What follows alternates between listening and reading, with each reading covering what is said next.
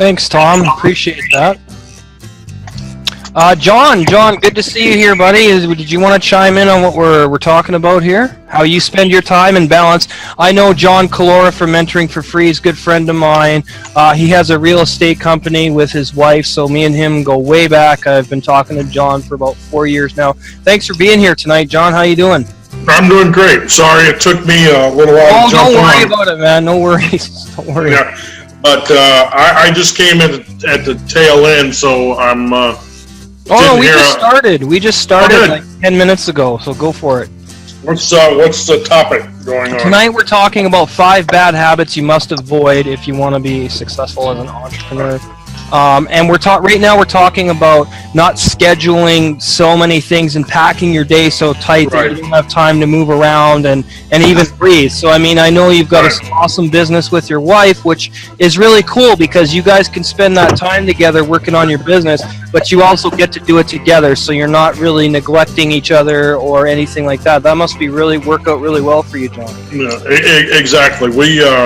I keep a calendar. I use Google Calendar, and you have to schedule everything. And they always say, if it's not in your calendar, it doesn't exist.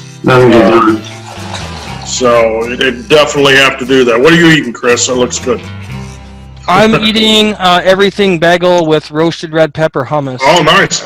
So, and I also subscribe in our company. We have personal coaching. So I do once a week coaching call, life skills, business skills. So I'm falling into all this that you guys are doing. So it was good reconnecting with you. Yeah, absolutely. I actually was wondering when I was going to hear from you again, because I know that you kind of got out of network marketing, and so did I, and I knew I had to build my own brand. Kareem and I just... Sure.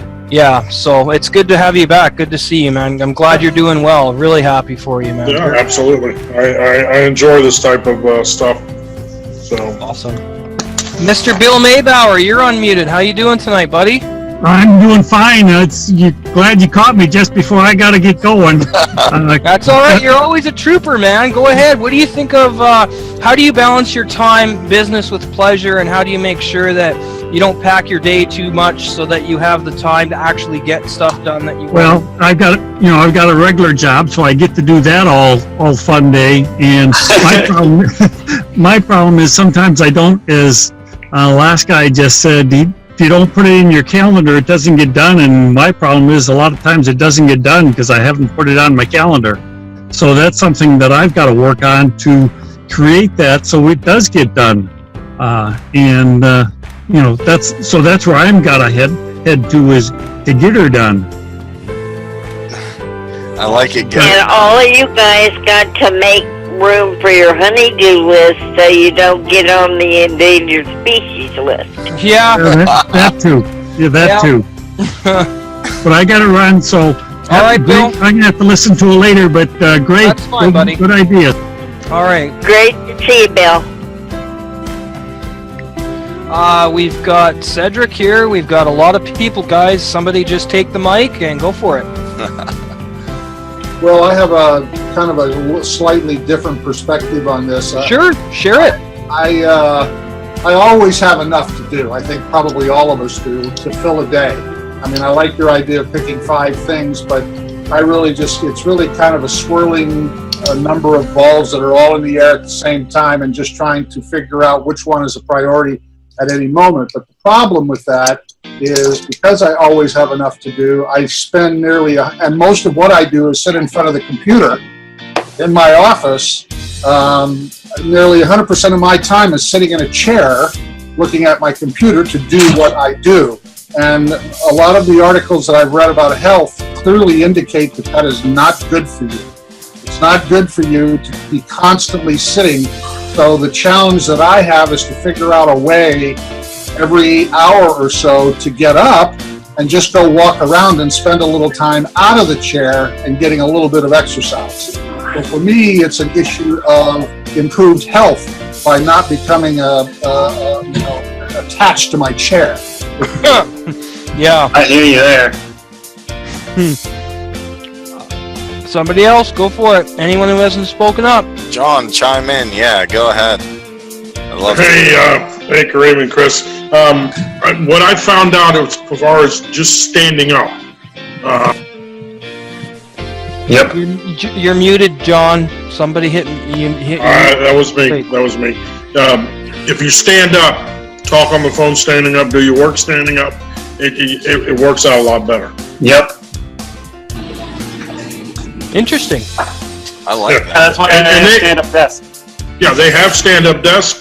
You can, where mine is, the computer, I can sit down and lower it, and then if I want to stand up, you pick it up, and it goes up to, where you're standing at. So, and if you're talking a lot on the phone, and mostly what I do is sales on the phone, you come off stronger standing up than sitting down.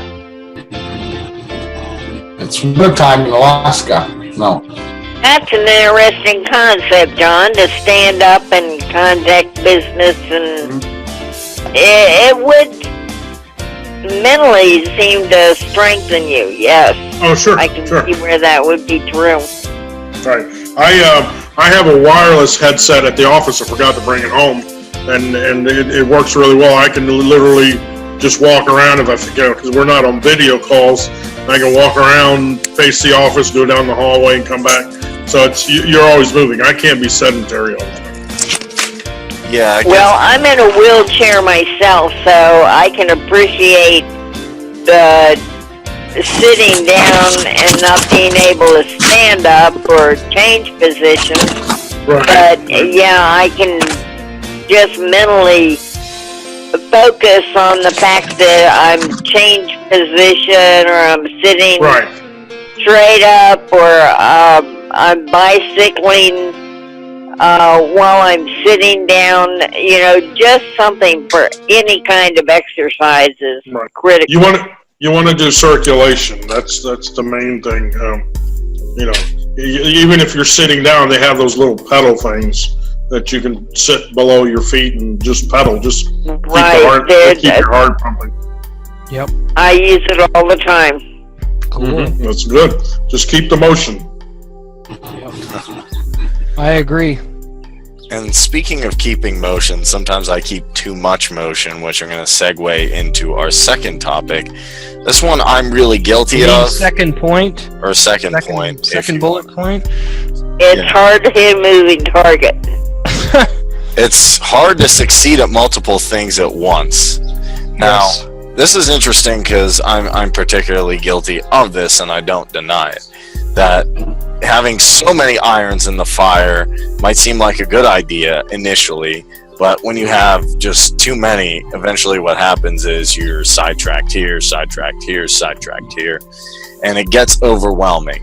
Now, I do multiple things, but I try and maintain focus on one thing at once, because there is no such thing as multitasking. However, I know some of you here might have multiple businesses and ventures or different things you're working on, and I want to know either how do you maintain them, or which ones do you put on the back burner and then decide to hit first so you don't get into that funk.